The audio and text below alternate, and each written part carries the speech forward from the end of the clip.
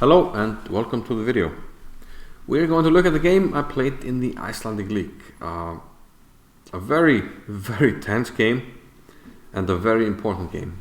The last game I looked at was also in the Icelandic League, was played in the 6th round, 6 out of 10. This was the 8th round. And the 6th round kind of set the table. We needed to basically win more or less all of our matchups to be in contention. And this was a key matchup in the 8th round. We are playing the top team and we absolutely, without a doubt, we have to win. But it's a very even and tight matchup. I'm just gonna, kind of set the table. So I'm playing for Reykjavik Chess Club and we're playing Gardabaer Chess Club. So two of the top teams. I think overall they're slightly outrating us, but it's sort of up and down. Like board 1, we are slightly outrating Grandmaster Benko against Theodor Gretarsson. Small rating plus there. On boards 2 and 3, we are being outrated, but we have fighters in Kjartansson and Helgi Ásgeirsson against a 13-time Icelandic champion and a Hungarian Grandmaster Gardabaer. Then board 4, pretty even matchup. We have a veteran Grandmaster with black against a young, fresh IM. In board 5, we had Þröstur Þórðarson against Stellan Brynjol. Similarly rated, veteran Grandmasters. Board 6, even matchup again. Actually, 2-2-41 against 2-2-42. And then I'm on board 7, 23-15 against 22-23. So I have the white pieces, so there's a bit of pressure on me to perform there. And then finally board 8, we are being outrated. So with that, before we go into my game, I can tell you there were lots of ups and downs in this matchup. But let's just focus on the game. That's what we're here for. But I can tell you, some of the matchups shifted. I'll tell you the final result at the end, but let's focus on my game. So I'm facing an opponent, Kristján Eðvarsson, who is rated 22-23. Currently I'm rated 23-15, which is about as low as I've been for the past 10 years.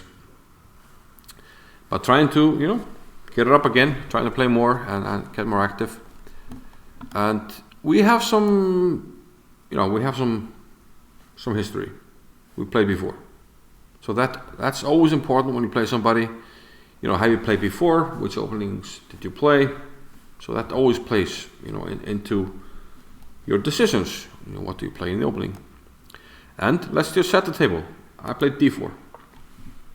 He played knight f6. Let me just slightly lower the volume of the moves. Knight f6, and I played c4. I've kind of decided, as mentioned in the previous game, which I'll link to against international master Ásgeir Kárason, that I kind of want to play more mainland stuff, so like d4, c4 instead of the English opening and the London. I want this sort of to be my main opening, and then I'll sort of complement it with the London, with the English opening. Maybe some e4 in the future, we'll see. But I want to be more like a universal player. So, back history, like I said. We played 2 relatively recent games in the same tournament. It's a tournament that's played in January of every year. And it's an invitation tournament. And I don't think the games get into the database. But of course, we know what happened. And the first time I played him in that tournament, I played one of my pet lines against the King's Indian. So he played the King's Indian. He played g6. So this is the past game, not the current game. So there he played g6. And I played this main line. e4, d6, knight f3, castle to knight g6. Sorry, e5, castle, knight g6. And we have the Mar del Plata variation. He plays knight e7. And here I have this line that I like to play, and a line which I've scored tremendously with. I've beaten the Icelandic #1. I won this game that we're looking at, and I almost won a nice game at the European Club Cup. I'll link to that, and there you can learn all about this, I think, excellent variation against the King's Indian. You need to study it and understand some ideas, but I think it's a very good line, and I've scored well, tremendously. I think 5 out of 6, maybe 5.5 out of 6, probably 5.5 out of 6. So it served me quite well. So something like this with a knight d3, f5, bishop d2, and after knight f6 we go f3, and we have a pawn race. Black usually goes here. We go c5, g5, rook c1, and they have some, you know, some different ways to play. They can play h5, they can play knight g6, rook f7. But basically, most of the games go like this: here, here, and bishop a5. So this is the basic idea. And after this, we go here. You can learn all about this variation in my game against Grandmaster Mohr at the European Club Cup. I'll link to it in the card, also in the description. So if you want to get a good line against King's Indian, do check it out. I think it's a very good line. So we played that before. He likes to play the King's Indian, so that, you know, factors in the decision. Next time I played him, he played the Benko gambit. He played c5. I played d5. He played b5. I took a6, and I took on a6. And I played the fianchetto. I played the fianchetto line with g3. A line that has served me well as well. And I won a nice game there. But it did play a line that's kind of tricky. Some early queen a5. I had to play bishop d2. And I didn't have a lot of time to prepare. Like I told you in the last video, the game is against Carlson. You have 1 hour before the round. 1 hour before the round, you get to know who you play exactly. So I didn't have much time to prepare, and I was thinking about all these things, the previous games, and I thought, okay, in the Benko, he kind of, I didn't have a solution. I won the game, but the middle of the game was very tense. So before the game, I thought, okay, if he repeats, if he plays the King's Indian, I'll just play the line, and I'm happy to play into that again. See what if he has an improvement. But I sincerely doubted it because he didn't know he was playing me, so he didn't have a lot of time to prepare. So I thought, okay, I'll play the line again. If he plays Benko, I'm gonna look at this f3 line. It's a line I played before. So after b5, I take a6, I play f3. So before this game, again, I didn't have a lot of time, but I looked in ChessBase, like on my phone, had some ideas, trying to remember what I had prepared earlier, because I had played this before. And one of the main lines is if I take on b5. Sorry, if he takes on b5, which he did not do. So a takes b5. Then I want to play e4, grab the center, and he usually should go queen a5. Check to protect his pawn, which I was attacking. And one of the main lines goes like this: bishop d2, b4, knight a3. And this is something I've studied before, and I actually had a tournament game where I studied the game by Evgeny Posny with white, which went like this. A game that I followed against about a 2200 player. He's usually like high 2100s, close to 2200. And I completely followed the game by Evgeny Posny. I played this as well, queen b3. We are hitting the knight, and it's difficult to do anything, so this looks good, but we take it, we take on e6, and black is in trouble, because if we take on e6, we play here. And we win the pawn. So black has to give up a pawn by playing d5. That's what Posny's opponent did, and that's actually what my opponent did as well several years ago. So I took this with check, and I got this endgame, simply up a pawn. It's going to take on d5 and have an endgame of a pawn. So that was what I was intending with f3. I looked at these lines before the game. I also looked at if he plays e6, which is kind of critical, e6 here. But then I remembered a Nakamura game, and I looked at it before the match, but I couldn't remember everything. So when I played f3, I was trying to remember the details of this line. You know, e4, he takes e5. So I spent a lot of time before playing f3 trying to remember what happens here. So queen e2, he has to remove the knight. It's attacked. If he goes here, I can actually play g4 and the knight is trapped.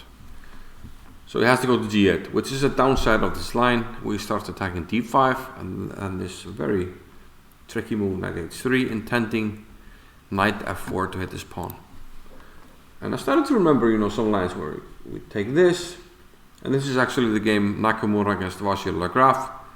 I think one of kind of a model game for white. You take on d5. Oh, sorry, you try to take on d5, so you have to move the bishop, and then you play knight d5 anyway.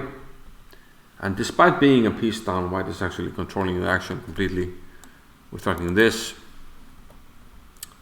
Rook c1, again threatening knight c7. Knight c7 followed by this. So black doesn't really have a choice. Lagraf, he gave up the exchange back here. And now he has two pieces for a rook, but it's two pawns. And this ending is actually quite promising for white because of the two connected pass pawns and the lack of development for white, for black, sorry. So I did look at this line in the past, was trying to remember it. So this was sort of why I played f3. I figured, okay, he doesn't know I'll play it, so he's not ready. So let's get back to the game. So this is where the action started, because he didn't play a takes b5 and he didn't play e6, the moves I had prepared for. Instead, he played c4.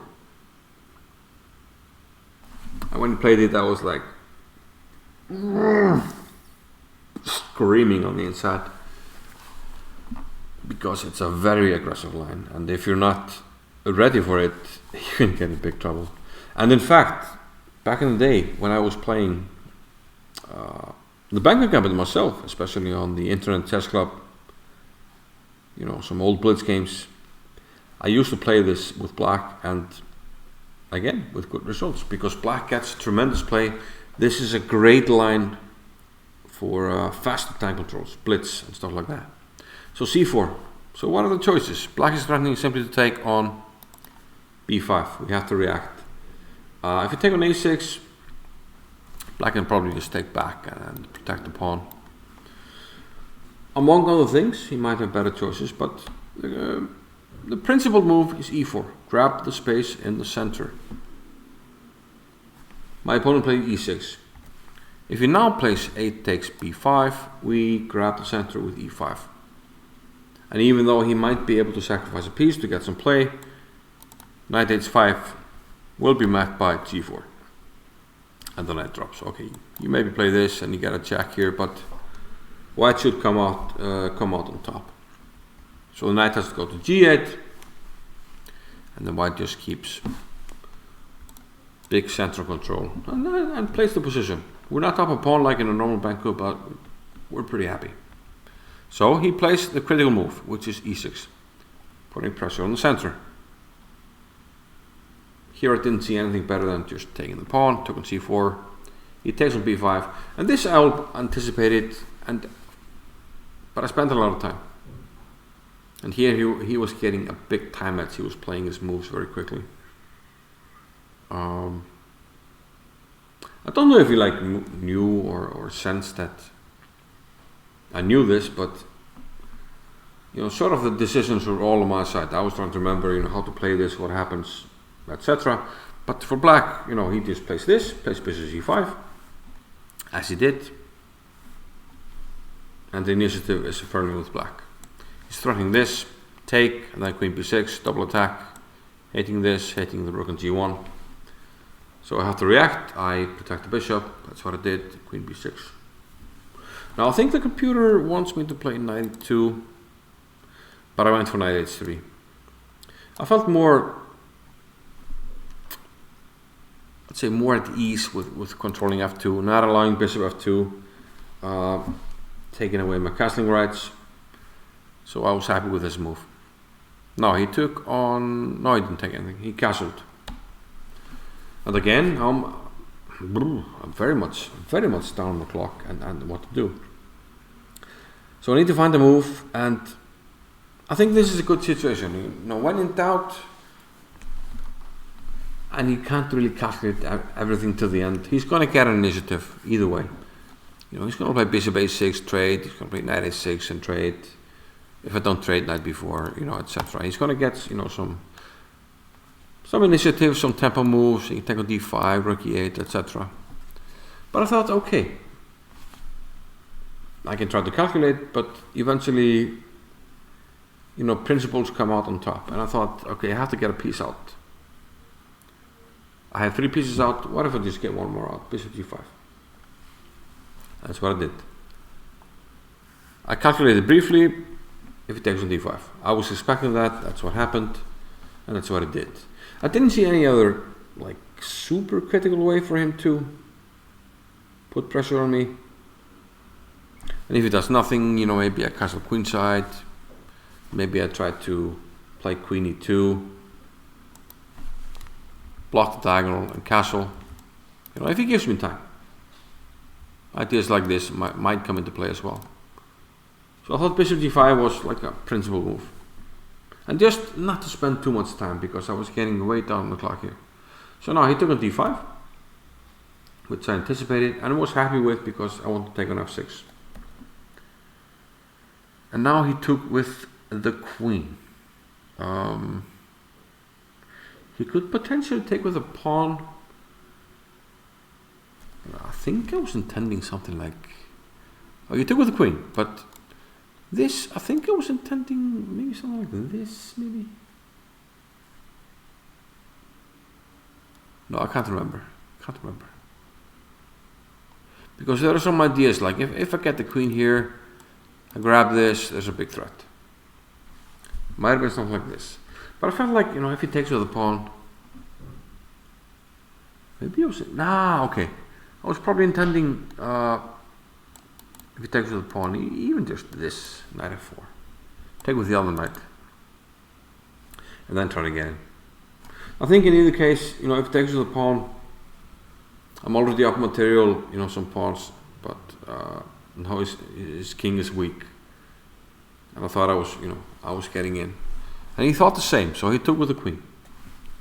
Turns out he should have taken on e4, which would have given me more concrete problems. I mean, white is still on top in the engines, but you have to be really careful. You have to find some strong moves like knight g5, rook f1. I would definitely reevaluate if he takes, but I wasn't expecting it, and he took with the queen. Fortunately, I had seen this, and I thought queen takes d5. That's what I played. And I didn't really see, you know, how he was reacting. Because I attacked the bishop, I attacked the rook. Basically, he went all in here. He played d6, protecting the bishop. I was expecting him to do something like bishop d4, maybe even bishop d4. Bishop d4 or bishop b4, you know, attacking this. When I thought, okay, I'll just take the rook. And I had to calculate some stuff, you know, he takes king e2, he's going to win the bishop. But I found this king e3, okay, if he checks here, I'll allow it to pose the bishop. We're up a rook. If he takes the bishop, we play queen d5. We're stopping the checks, we're up an exchange and a pawn. And he's not really well coordinated, so it should be good. So this didn't faze me. But even though I was sure that you know, this wouldn't work, this did faze me a little bit. So d6, and now I had to calculate because there's a whole rook hanging. And after a little deliberation, again, he's playing against my clock as well. But I took an a8. I didn't see the win. He took an h3 as expected. And I had figured out that g takes h3 probably works. I did have a backup plan in playing long castles. So I did take it. But I had a backup plan, like, you know, maybe go here, he takes this pawn, he gets this pawn as well. But okay, let's say we play here, he takes the pawn, king b1. I'm still up the exchange, my king is getting safe, it should be okay. So this was sort of it's always good to have a backup plan, you know. So I thought if he takes on h3, as he did, I will reevaluate. I want to take an h3, I will try to make it work. If it doesn't work, I will go for the backup plan, which looks kind of safe, but not the most critical. But in the end, I took an h3. I calculated, and I didn't see a way for him to mate me, because he's attacking on dark squares. He played queen h4 check. Note, he can also take on f3, but I didn't really see anything after this. Check and king d1. And the thing is, my king always has, these light squares to play around with, and he is attacking on the dark squares. He doesn't have a lot of light square attackers, so it will be difficult for him to mate me if he has only the queen attacking on light squares. So he kind of needs the knight as well, but that takes a lot of time. I'm covering all the squares with my queen, so he kind of only has this square. It isn't too threatening, and if he goes there, my queen will get back. So I didn't fear queen takes f3. He played, after g takes, he played queen h4. And kind of the same thing, king d1. And I didn't see how he would, give me problems. He went queen f2, bishop e2. And now I'm simply up a rook and a bunch of pawns. So now it's just a matter of activating my pieces. And at the knight d7, he hits my queen. The queen goes back. I'm happy to get my queen back. Fortify my defense. Make my material count. Rook b8. Trying to get play. I play rook f1, activating the rook. And note, when you're up so much material, you don't give too much thought to losing pawns like this. It's more important to get organized. And I thought, okay, I give up these pawns. I play king c2, knight e5, kick the knight back, queen d2. I'm getting organized here. He took another pawn and rook a d1. Now my pieces are in play. I gave up 2 pawns, but I'm up a whole rook. And basically it's game over. The rest of the game was him trying to find some play with me in time trouble, but I was able to play against the threats. Bishop c4, bishop e3, and that's kind of what I wanted. I was expecting him to play, I thought when he played bishop e3, he wanted to play bishop takes f4. But then I had a pretty nice idea in mind, some pretty nice tactics. And the idea was I would take on b8. Give this check, forced, and then I take this guy with check and mate. So this was one of the ideas of playing bishop to c4, kind of lure him into this. He did play bishop e3, but I think he figured out, okay, I can't take on f4. He got clever on me there, which I did, and play queen g2 check. Trying to get to this square, but of course I interpose. Bishop e2, rook c8, getting the rook out of harm's way. And now I couldn't take an f4 because I simply take. Play queen d3. Bishop back. Again, he couldn't take on f4 because I simply take, and with the knight leaving, he can't go here, so back rank issues. So that's why he went bishop e6. Play queen f3. And he's in trouble because queen here, I trapped the queen. So he went for this little tactic. But I had already seen that and was quite happy to do it because, okay, I gave up one pawn, but I'm liquidating. My king is safe, I'm up a rook. He tried to make some threats in the last few moves, but I figured my back rank is safe, so this is nothing. King a1, rook e8. So rook f8. And as he made the move, he basically resigned. I can take this guy, I'm completely winning. I can also play this and basically go for mate. And I think it's actually mate in a few moves after knight f6. If he takes it, play rook g1, queen takes f6 mate, goes king h8, I go rook h1. And I think he has to kill the queen. So, an important win for my team in a match that looked very up and down. It looked like it might be a draw. At some stage we might even lose. But in the end, we won an incredible 5.5, 2.5 win, where a lot of the boards shifted our way in the last few minutes in time trouble. So 5.5, 2.5, and this set us up to be in great shape to win the championships. 2 rounds to go, and I think at this stage we needed a win and a draw to win the championship. So I will show you my next 2 games. I played the next 2 games, and we'll see if we actually won the championship.